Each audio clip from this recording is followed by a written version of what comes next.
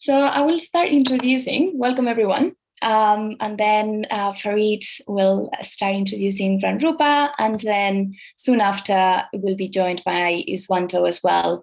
So welcome everyone. Thank you so much for being here. It's the hottest day in history in London, so it's fantastic to see so many of you online. It would be great as well if you could turn your cameras on. I know that probably you are as sweaty as I am, but it's always nice to see your faces and to see that there are people behind all those black squares. So today we are going to be joined by Farid Rakun, who's a member of Ruangrupa, and he's going to talk a little bit about his collective, how it is started, all the spaces, etc. So let me kind of introduce Ruangrupa to start with. So Ruangrupa was founded in Jakarta in 2000 by a group of artists.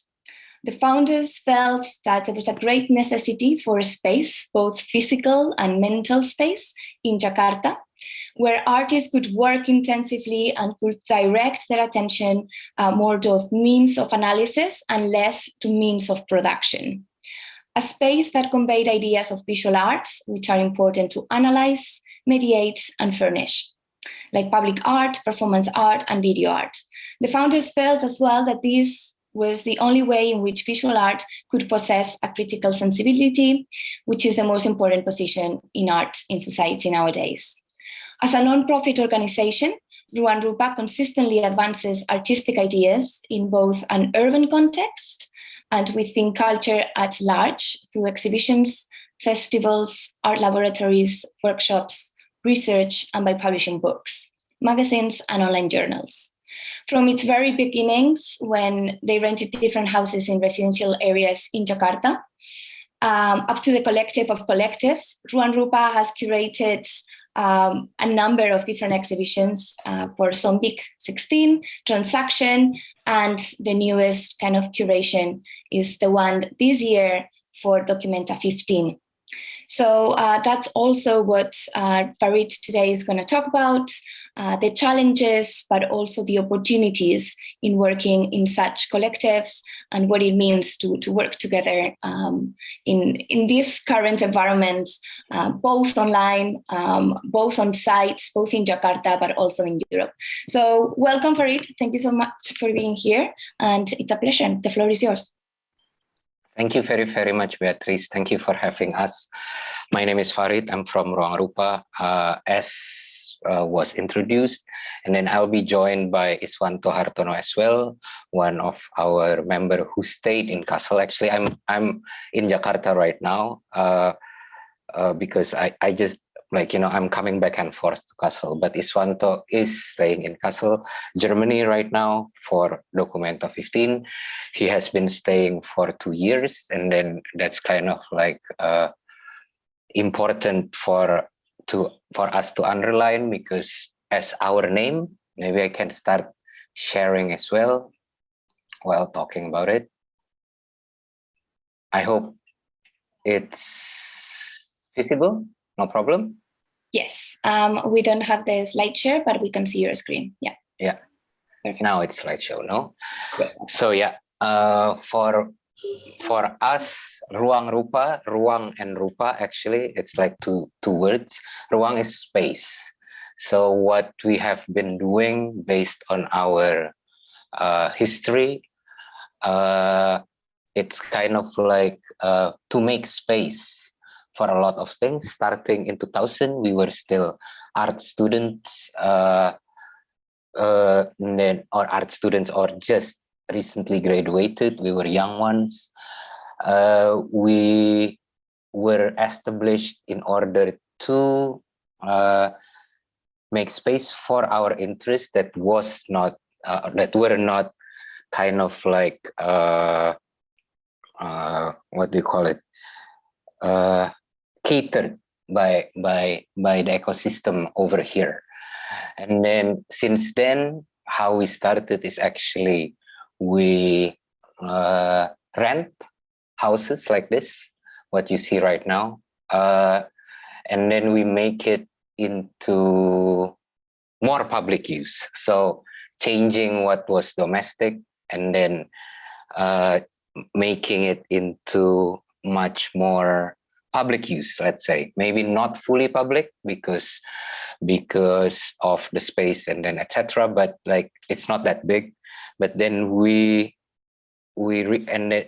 transform it into many uses, like what you're seeing right now. For example, it is kind of like a moment after watching football match together. That's our guess, because of the TV and the projection and all those kind of stuff.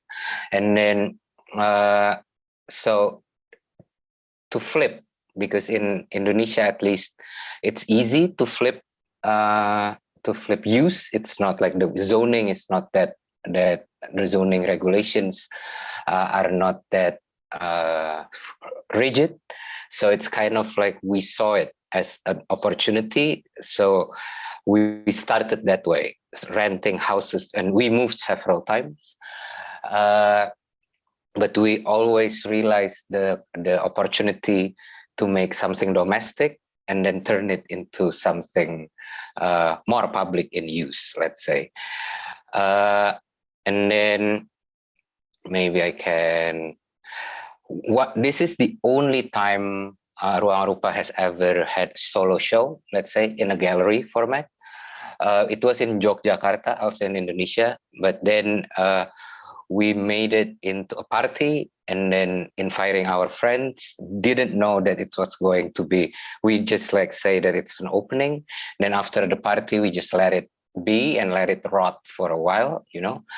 But I think it was kind of like easy to label it into like an artistic movement or artistic genre. And then since then, we've never done it anymore. This kind of like interventions. And then, but we keep on making that spaces, let's say, not only physical, but also conceptual. Like this one, for example, this is the one with the polka dots. It's like the National Gallery of Indonesia in Jakarta. And we're using it to, or we established a student forum at that moment. And then because there was no space or no opportunity at that moment, we learned from the students, myself included. I was still a student at that moment, that students from different disciplines didn't have a place to meet and update each other on what they're doing. So it's kind of like a forum. It started as a forum, but then we push it further. It's called Jakarta 32 Degrees. We push it further into an exhibition series as well, every 2 years, and then using the National Gallery. At that moment, it's kind of still like the National Gallery in Indonesia is not as prestigious as like, you know, in London or something, but still that space was not accessible for students.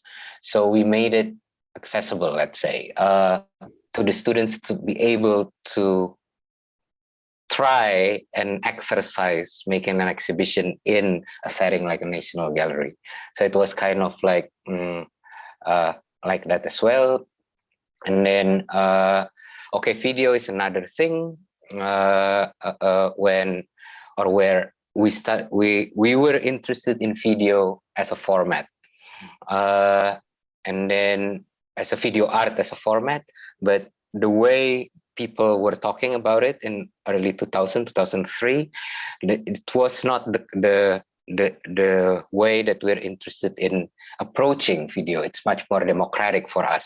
It started with 3GP format. Porn is illegal in Indonesia, for example, up until now. It has been illegal for a long time. But then when 3GP as a format, when like, you know, phones started to be able to record, then there was an explosion of amateur porn from Indonesia or in Indonesia, and then that kind of stuff we thought like has something to do with video art, and democratization of video, etc., etc.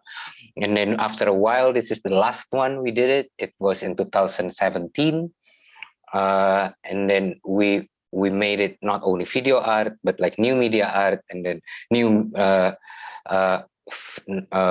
new media only up until even like in the end, the last one was about food. So the media understanding of media was expanded, let's say. And then it's good to say maybe as well, in Jakarta, people, young artists are have difficulties to afford studios. So a lot of times the space of their work becomes either a desktop. So that's why video became one of the most popular thing, or sound, or something like that, or going straight to the street. And then after doing that, like as a collective, we're not unique in making all these spaces. And then, but after in 2015, 2016, we gang up together with other collectives in Jakarta, and then we had the opportunity to rent together, so becomes collective of collectives, not only Ruangrupa, but with other collectives in Jakarta, to rent something big. This time was like 3,000 square meters, more than 3,000 square meters, let's say, indoor space. Although it was too big and we could last in this format for 2 years, but we learned a lot, because then like, you know, ganging up together, a collective of collectives, and as well as sharing resources, space to be one of them, started their seed over here, you know, when we were doing this. And then, yeah, I think it was from the space in Jakarta itself, and then I want to continue with what we're doing right now as well, I think. I hope you can see this.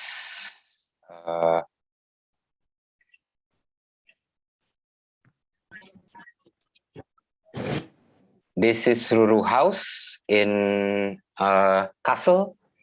We are making Documenta 15, maybe, as you know, right now in Kassel, Germany. Documenta is it's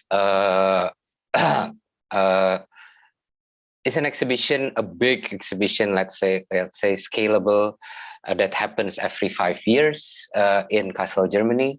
So it is bigger than a biennial in time and space. And then from the beginning, we knew that we have to have a different type of approach, and then space is one of them. We don't want to land, let's say, in Kassel as an alien. So the way we know, and none of us were trained classically as a curator, so so it was kind of like the way we know how to do it, and then this is not happening for the first time. The way we know how to do it is actually through space as well. This is what we called Ruru house from the beginning.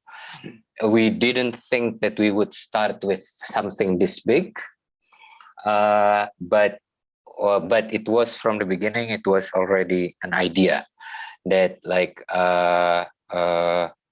what do you call it, like at least a space, and then from that we can do our curatorial work. And then when talking to the institution, etc., then we had the opportunity to take a building that was used to be a shopping mall before, so it became this big. This is how it looks like right now. It's too big, it's too showy, it's too colorful for our taste. Maybe it's too like, you know, it's too loud, but still like this is what we can, like we're lucky enough to have this, and then it's being used but for the welcome center, etc., right now. So it, like, we're happy that people are using it. And then, oh, sorry. Maybe this is just like some things, but yeah, space as we can see that, like, you know, although the two of us, me and Iswanto, are actually like graduated from architecture, but the way, at least Iswanto still have his architecture practice, or had before he left for Kassel, but I don't have it anymore. I quit architecture as a profession in 2010, but maybe I'll come back, maybe later, we'll see. But the way we understand how it is like a practice of space is very, very useful, at least for us up until now, because we're lucky enough, at least I'm lucky enough, that I meet this group of artists, social studies, social students, and all those kind of stuff. And then we can build something like this, like Ruangrupa, up until now. And then if you ask me, what we're doing is still architectural, at least, if not architecture with a big A. I would argue like that. And then even our curatorial practice cannot happen without the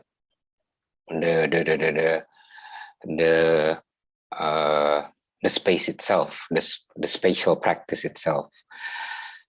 I think I'll stop there, and then we can continue together in conversation, if you don't mind. Thank you. Thank you, Farid. I'm not really sure if Iswanto has joined. I have some questions, perhaps, that we can start with the conversation. I was kind of like, when you started speaking about how Ruangrupa started renting spaces in Jakarta, and then moving them and making them for public space or public use and exhibitions, that reminded me a little bit of like my squatting days when I was squatting in warehouses. But so my question would be, do you think that that's something that it could be done in other cities in the world, or are there like the rents in Jakarta particularly low that would allow you to do that? So can you elaborate a little bit on the rent in Jakarta? Actually is high compared to other cities in Indonesia. If it's in Jogja, for example, then it would be even cheaper. And then so policy-wise, was it allowed to like move from one domestic purpose building to like opening up for like installations and performances and events? Yeah, it was not rigid, as I said, and then it was not as rigid as we know it. So we used that opportunity, and then also collectives. One of the main way of artists doing things right now is also kind of like, we're not unique in it. A lot of collectives started in renting spaces, etc., and then and using it for other uses. Well, a lot of collectives are doing it still up until today. So, but learning from others, like even in Hong Kong or something, you know, it is possible. It's just like maybe not always domestic, but somehow taking space, because it's like it is such a scarcity, it's such a resource that people can share it, all the time. And then strategies can be different from context to context, and then that's how we are doing, or that's how we're learning as well from other artists or other artistic practices in something like Documenta. This is what we're using the opportunity so we can learn on other ways of doing things that way. Nice. I think like space, as you say, it's important, but I think the kind of people that like you brought together is also very interesting. Like, as you mentioned, bringing people from all kinds of disciplines. I mean, VAA, it's a school just for architects. True. So we aim to bring into conversation also like artists or like performers or, you know, cultural theorists. But of course, that is that conversation with other disciplines that enriches the education. My question would be, how did you come together? Were you a group of friends? Was it through an event? How did you make that conversation and that collectiveness possible? It's a good question. For us, exhibitions and events, because we're known in back home, we rarely exhibit our own works in Indonesia itself. Unfortunately, we realized it late, but we're known to be a group of artists that make events after events after events, from music to student forum to video thing, you know, like all those kind of stuff. The list keeps on going. Right now, even with Good School, like we become an informal educational platform, etc., etc. So those kind of things, we see it as a way to make people meet each other. So it's very useful that way. And then I think in Indonesia, at least, the separation between disciplines are not that strong. Oh, Iswanto is here. Hello, Mas Bro. Hello, sorry for being late. No problem. Thank you very much for being here as well. We're already in discussion mode, Mas Bro. Just updating you. I was sharing the history of Ruangrupa shortly, as well as Ruru House. So Iswanto can answer more question on Ruru House as well, because he's responsible mainly for it as well compared to me.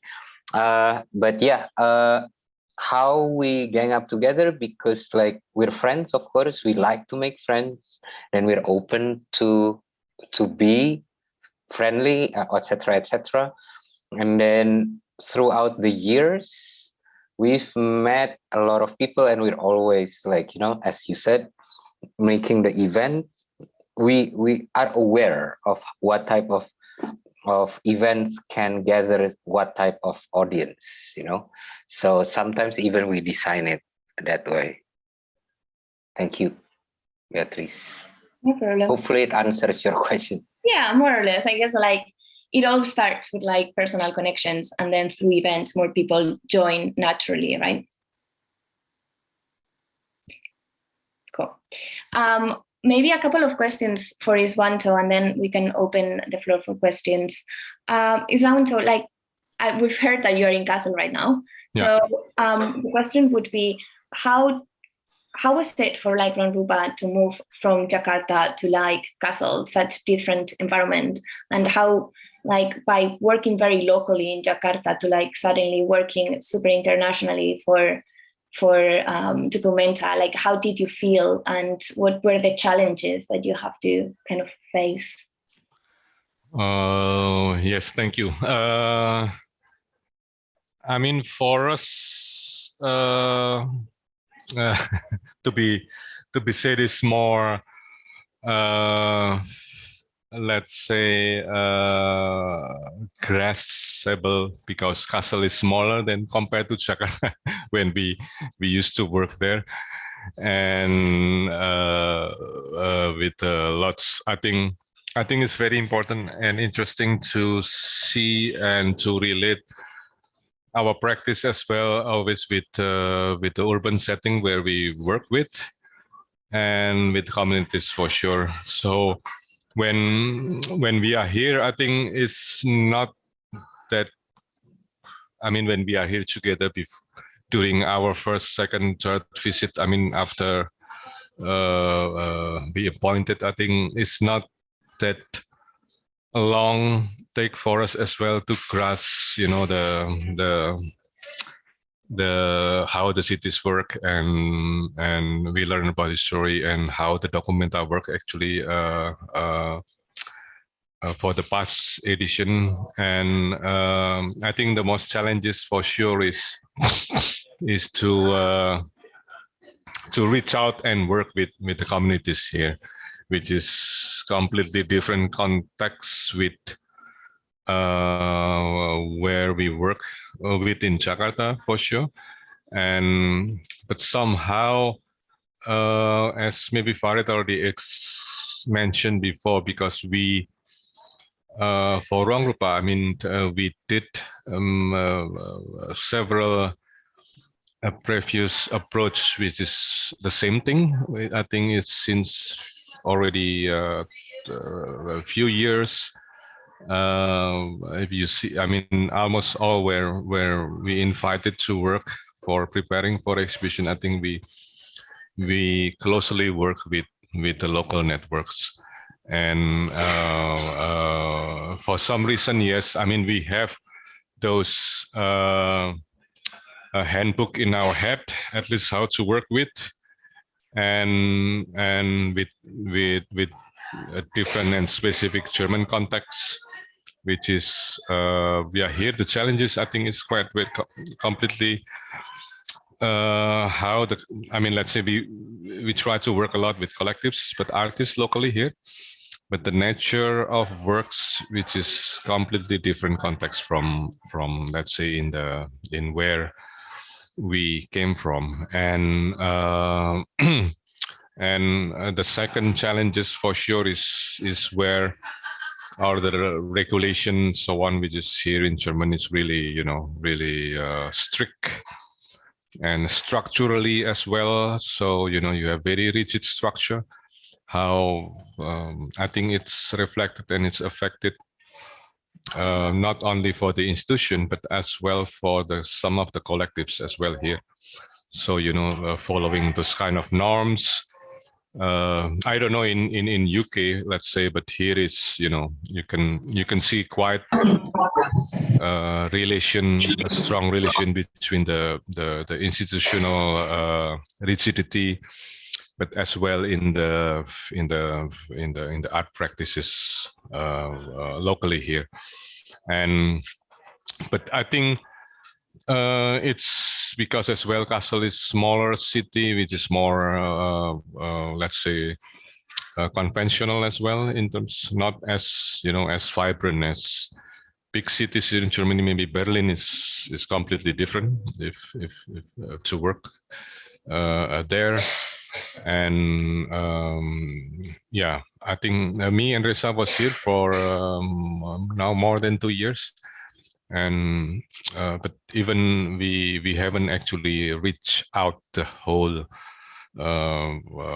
let's say societies here, but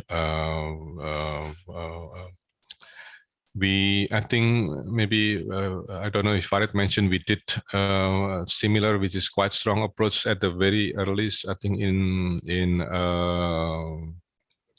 IG Triennale, it was in 2016, no, 15, no, Red? 2016. 16, yes, and then Sao Paulo 2017, I think. 2014. 14, even before, sorry. and Ruru Huis, yes, it was 2017, 16. 2015 to 16. Yeah, 15, 16. And then now there is another Ruru house which is here. So it's, you know, it take a leap milestone as well to develop this. And yeah, somehow I think yeah. But as well, I think, sorry, just to mention that the challenges for us here is to connect for sure the local with the international artists and collectives which we invited, and along with their ecosystem to work with them locally here. So it's a kind of a bridge actually, and a kitchen in a way. And so it's a mix of living room, kitchen, and, you know, to bridge all the processes from all the artists, and then with the local ecosystem here.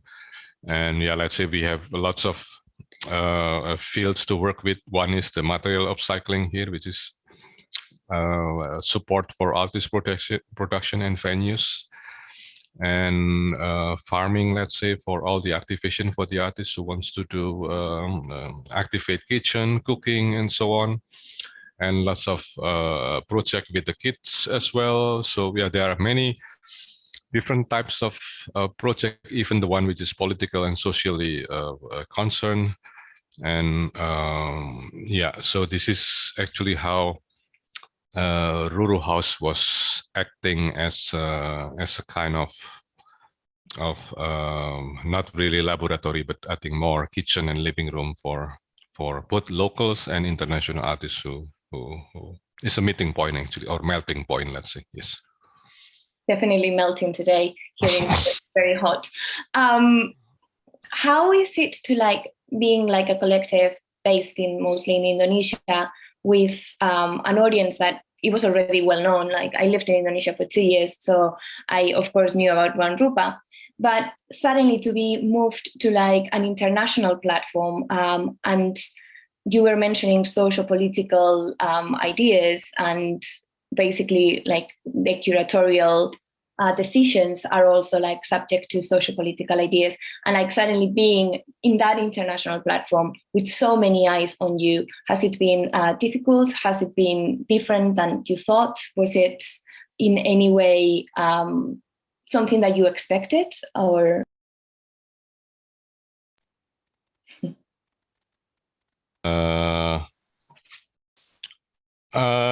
It's interesting question, no? Maybe I start a bit. Farid can elaborate more. But talking about expectation, I think it's for sure. I mean, we really conscious when we talking about expectation, and especially when we start working with all artists which we want to work with.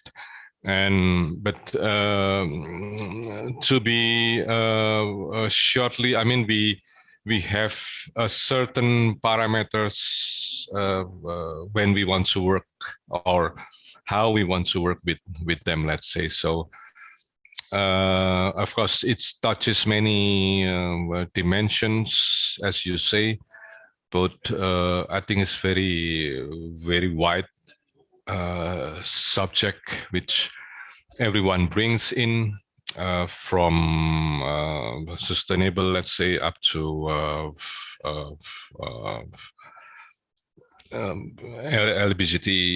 LGBTQI, let's say, and decolonial, and I think yeah. So to work with those kind of subject is races as well, and race and classification of society also. So I think expectation, maybe it's for us is really open-ended process, how we don't really have a platform, or or a certain achieve what we want to, let's say. You have a parameters which really how you reach the goal. But I think almost all the artist process, even for us, our process itself is really open-ended. So talking of expectation, I think it's really even for us, we let's say we work a lot with Richard Bell, let's say, for many years already, and with this Aboriginal embassy tent.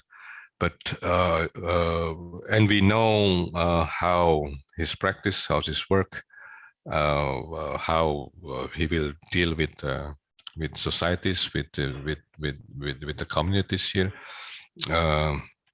But because it's activated as well as planned during the 100 days. So it's really hard for us to put a certain reach out goals. So it's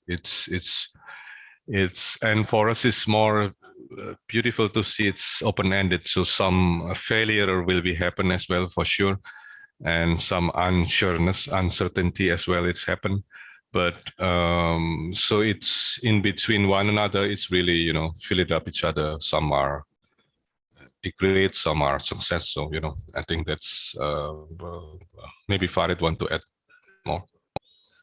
Maybe it's just like the difference. Of course, it's two different operating system. We realized, so negotiation is the name of the game, and then it is a clash as well. And then hopefully it will be honest and doable, because we see again, coming back from my previous points, it's like this is not a finished product. We are going to take this is part of our journey, one important stop maybe, but it's not going to be the only stop. We are the trajectory is being kept, hopefully, and we're overworked right now. We're stressed, we're tired all the time, all those kind of stuff, but it is very, very important that, like, the trajectory is kept. And then we're not doing this only for certain things, certain platform that's not ours, all those kind of stuff. We have always been thinking like that. And then this time it's much more blatant, let's say.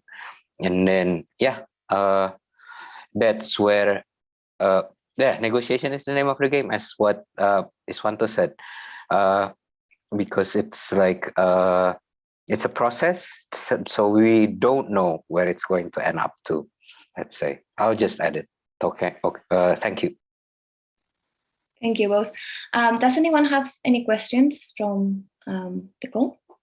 You can write it on the chat, or you can unmute yourself as well.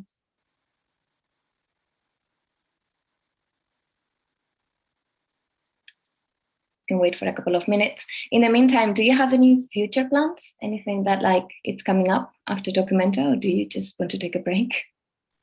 I'm taking a break. I want to be a stay-at-home dad right now. Cannot wait. But maybe Iswanto is different. Yes, break for sure. We need a break.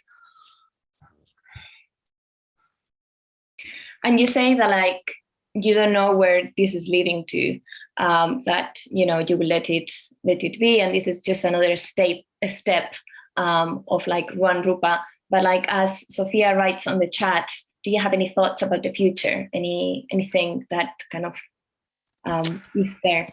I mean, I think which is very important for us after our to continue this for sure, because we plan, this is only the beginning, no? D15, let's say, then with the Lumbung network and the ecosystem which we built, and everything actually we prepare, not landed here, but as well it's just spread out and expanded. And even, let's say, the website, because if you see our website, we have 3.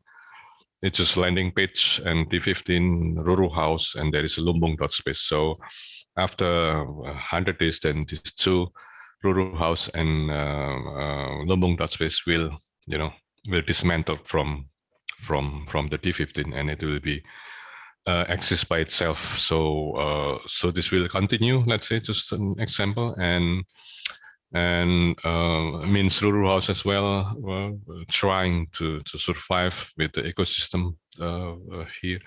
And the Lumbung network, it has, we don't know, as we mentioned before, it's an open-ended, so maybe not, we don't know who will stay with us, who will not, but who will join, even a new member, let's say. But then this as well will grown up within the future afterwards, and also with the Lumbung artists. So then let's see how it will end, let's say, with the babies which just came from that, the Lumbung press and so on, no? it will be as well looking for a new a journey after the D15. Then everything is still a bit grayish, let's say, it's foggy a bit, but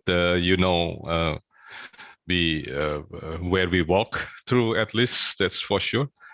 And then yeah, at the moment I think that's what we projected so far.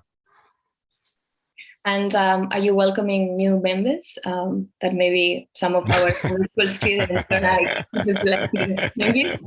I think like the member, like we realized as well some things we did like, not ideally, because how we understand it is like this one is Lumbung Documenta version. In Lumbung full version or ideal version, there should not be membership. Like Ruangrupa don't have membership even, because whether it's like, the pressure, although it's been useful, the mandate of making an exhibition, let's say, it has been useful. Yes, we learn a lot from it, but taking even more time, at least for us in Lumbung ideal situation, no membership, everyone can, like, a lot of people can join. It's not about gatekeeping, which we're still doing, although we're doing it less, but we're still doing it, so yeah, we'll see. I don't know how to do it myself. We have to figure out, but there are a lot of things that we learned from this experience. Beatrice, there is one, I think, project from Ruru, which even maybe if you're interested in this, which we call composting knowledge. So it's it's planned even as well to be continued after the D15, so it's combination is a kind of how to compose process and knowledge production as well. Comprises of not just school, but there are some formal school for sure, but there are lots of collective practices as well, and artists also. So it's mix everything together, and we did a compost process together with all, and then so this, as well as Farid say, all is open without members, so just can easily join as well, so yeah. I can give you some information if you're interested with, and then yeah, that would be lovely, and we can share it as well with the students in case anyone wants to join. Emma, I think, has a question, so I think, Emma, you can unmute yourself. Yeah. Hello. Yes. Hi. Thank you for the presentation and the chat. It's really interesting, and it reminds me of the summer school I did last year with the collectives in San Francisco and London, like the Rising Sun here. I love the way that you talk about turning domestic spaces into kind of semi-public spaces, and then also creating like a living, you said like a living room and kitchen, kind of it all becomes kind of blurred, right? The boundaries. I would quite like to turn my flat here in London into an ice cream shop, a free ice cream shop today, specifically because it's so hot, for the block where I live. And I was wondering how you go about kind of the beginning of a project when other people might not be artists, or they might not be, they might not know what's going on, how you kind of make it known that you're doing something kind of for the community or with the community.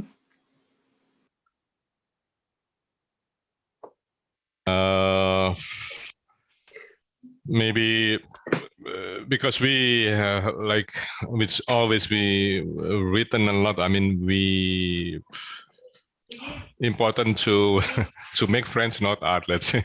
So we just start with even something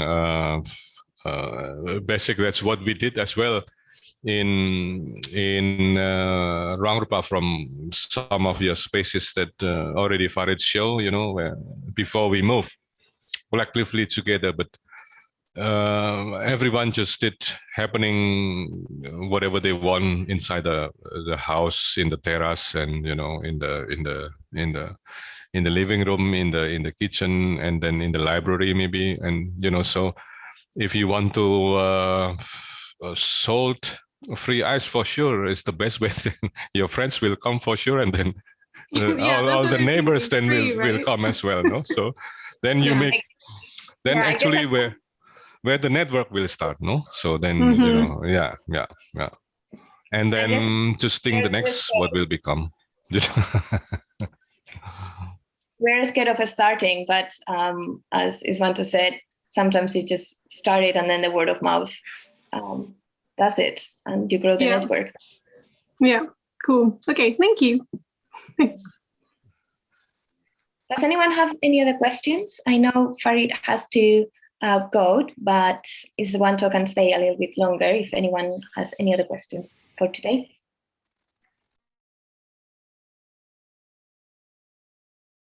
Maria has one.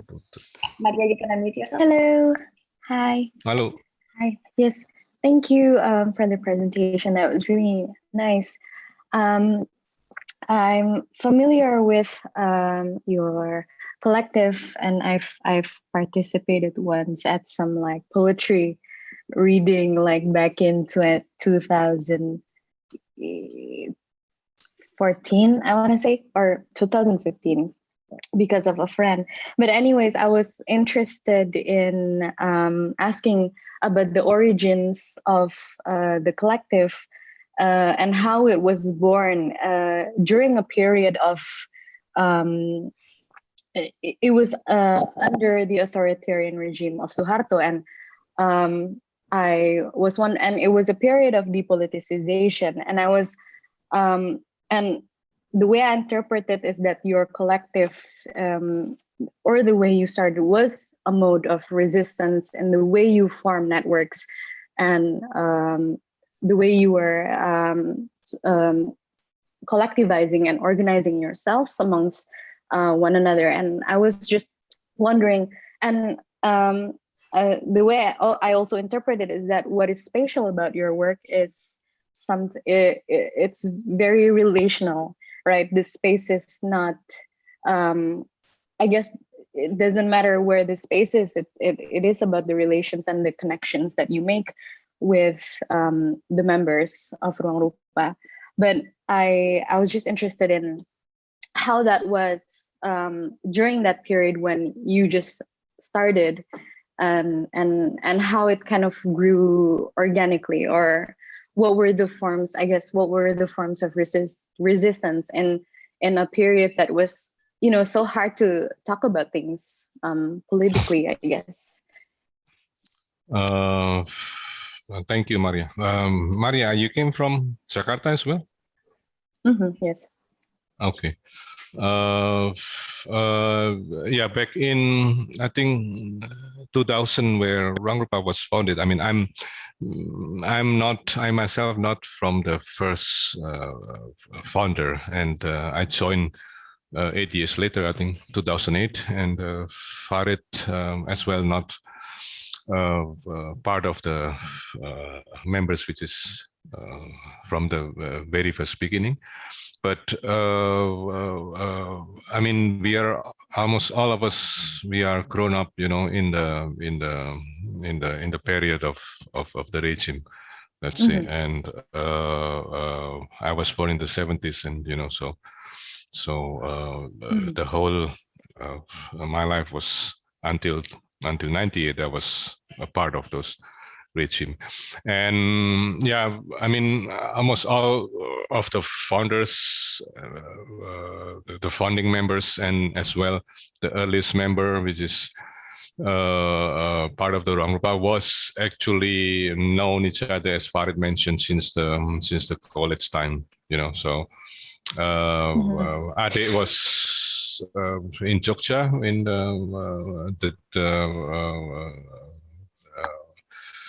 the Jogja Art Institute, and the rest is from Jakarta Art Institute, and you know, so but everything is not so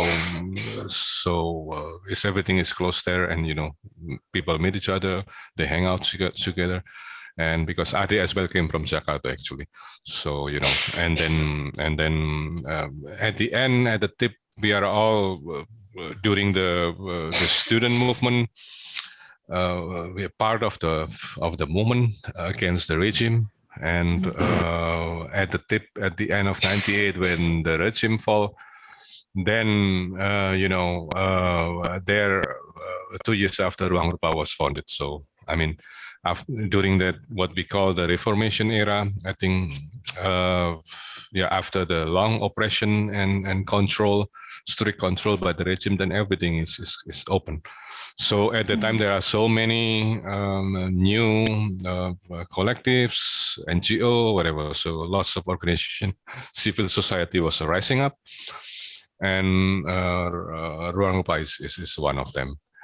And I think that and as we know that for me personally is what is very interesting when I know and I join is, I think we don't have such I think for me is kind of the space itself and the community, actually the ecosystem is kind of oasis at that time.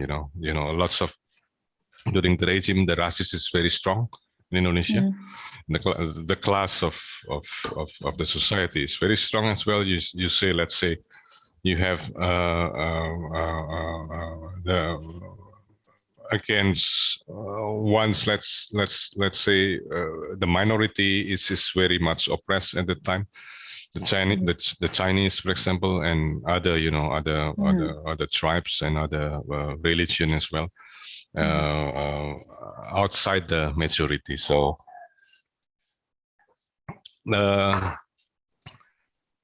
what I feel is, those kind of spaces is kind of oasis in the middle of, the city where, with lots of paradox and complexities, and then somehow you feel that the space where everything can happen can meet without, with all the equality, which is very much a kind of huge breeze for of what I feel after the regime falls. Then where things actually things have started move smoothly as well, everything, because then all it's really even as that we have a very much different audience from the let's say the contemporary art scene in Indonesia, the majority of contemporary, where you go to the commercial gallery, you go to the to the museum, to the and the collectors and so on, and we have completely different people who come and go every day, and people who come to our show, our project, our so it's many different generation which is surviving for now is 22 years, and it's it's always changed and grown up with many different generation that came up after the 98. And I think that's one which is makes Ruangrupa has a different a position within the contemporary art scene in Indonesia, I think. And what you mentioned, what you say about being criticized to the system and to the for example, we in Indonesia, I think back in 80s, 90s, when we are in the school, we don't have curatorial studies, let's say, in whole art school in Indonesia. So when we start, as you see in the picture, we're doing many, even we just play with that, and we did actually one of our first is curatorial workshop, and and so we even then we are not afraid of how, I mean, to do it in the like what you did in the school, but how we did in our way, and how to rethinking about it. So we play with those kind, and even with the OK Video, I mean, the Jakarta International Video Festival, which we started since 2000, I forgot, 6 or 5, and then it's continued for more than 10 years. But as well, at the time, it's very new for the multimedia art in Indonesia, and we start promoting it, introducing it. It's how to archive films, how to work with films, how to work with multimedia, and as well with the student, we have Jakarta 32 degrees with so all this kind of things is kind of trial and error as well for us, as you say that you want to sell ice cream as a beginning, but then we use this as a kind of trial and error, and it's developed through years, and we learn a lot from those even. It's make us more mature through the years, doing all those kind of exercise, and how what we reach by now, I mean, with our practices with the Lumbung, which we brought even before Documenta, at least, is came up from all those processes which we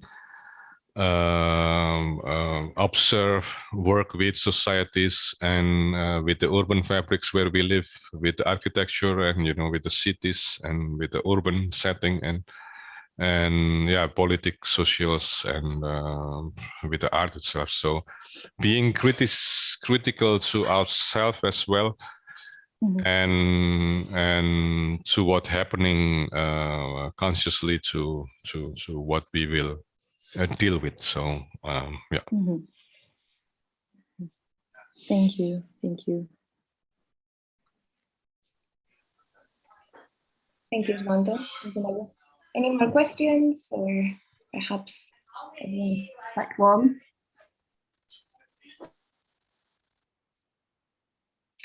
Well, thank you so much. Thank you for coming today. Thank you, Iswanto, as well, and Farid for presenting and for the conversation. And we will be in touch. And perhaps we join you for some events, for some installations. We for sure would like to visit you in Kassel as well. So thank you. We'll be in touch. And thank you very, very much, everyone, for having us. Thank you, Beatrice. Thank you, Iswanto, as well. Thank you, Let us know if you are around. No, then we can. Yeah. We will share it as well with all the students. Thank you. Bye. Bye. Thank you. Bye. Bye. Bye.